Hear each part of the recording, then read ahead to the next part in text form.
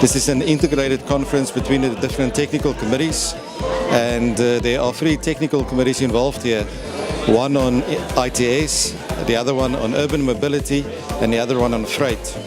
And what we're trying to achieve here is to find ways in which these different committees can integrate their work, and then also to share some information with people in South Africa. We've got many international guests here attending their technical committees, and in attending this conference they also share their knowledge with the people from South Africa.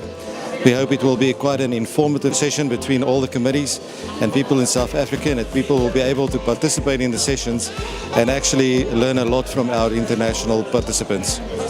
I think it is very important for us to exchange our opinions, our points of view, but also our experience, because every country has something to offer, to share with others about the best practices and the way things are done within different countries. Less traffic jams, more safety on the road, but also to reduce environmental emissions, greenhouse gases, for example, and to improve the whole transportation systems. How can we make traffic and transportation better?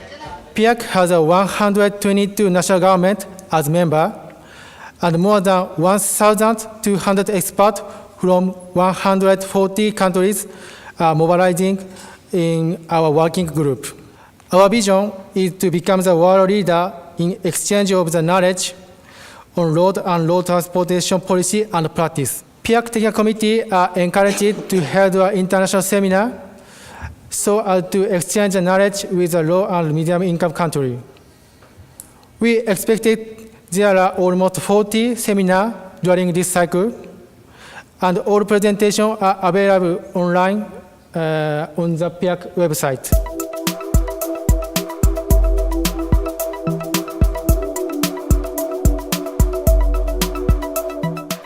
What we're really looking here at is how technology is going to influence transports going forward, both from a passenger movement space as well as freight movement. I think as we're seeing the world evolving and innovating as we go into the 4th industrial revolution, that it's important for transport to keep pace.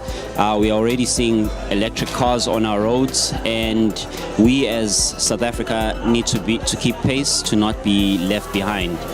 Hello, my name is Valentina Galasso. I'm from Italy, and I'm a member of Technical Committee B.1 of PIARC, and we work on road network operation and ITS systems, and we are very happy to be in South Africa because one of the mission of PIARC is to share knowledge, and we are very happy to be here exchanging knowledge with South African people who are being very active in our committee.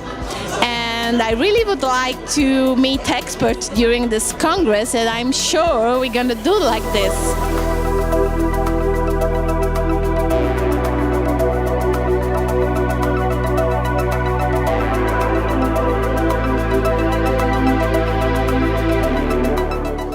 Solutions to transportation problems is really a valuable thing. We all, transportation is an important part of everyday life, and we all have the same kind of issues we're dealing with, and to be able to share ideas, innovative ideas that people have from around the globe at this event is just a great opportunity to learn from each other. In the late 80s, I worked at the Texas Transportation Institute, and at the time they did a lot of work in terms of future thinking around ITS, and most of these things are now coming to fruition. And I look back at the 30 years, and what's interesting to me is that maybe the first 20 years we were slow, in the sense that ITS was kind of an add-on to basic infrastructure investment.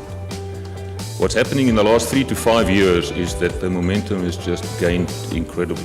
And I think it's probably due to the fact that the motoring industry is putting a lot of money into R&D.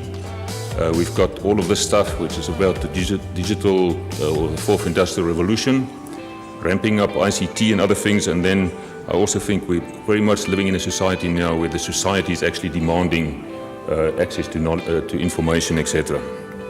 So if you look at how technology has in a disruptive way resulted in this massive amount of data that we've got available.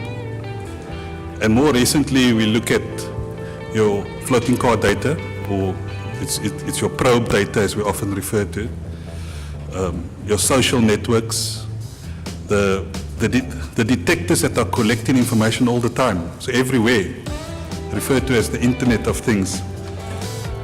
And all this information requires new technologies in order to ensure that we use it in the most innovative operations way, but also to ensure that the road network operations becomes part of the system. So what do I mean when I talk about the road network operations becoming part of the system? And a very strange example that I want to use today, the Cape Town Freeway Management System.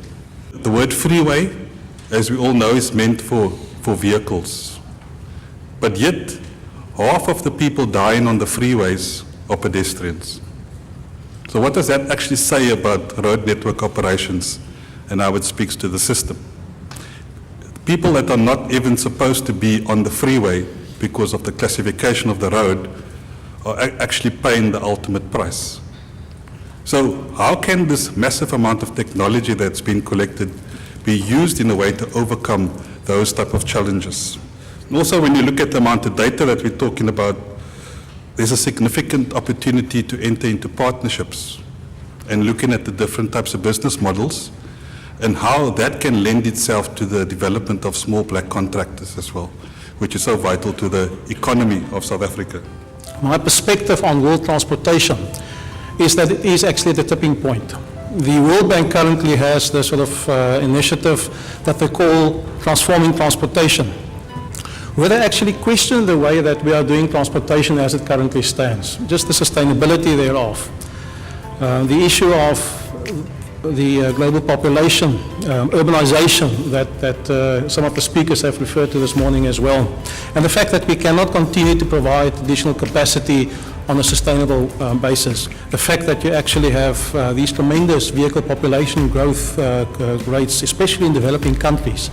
And you ask yourselves the question about, how do we actually take these things forward? Our thing in Sanral is not to reinvent the wheel.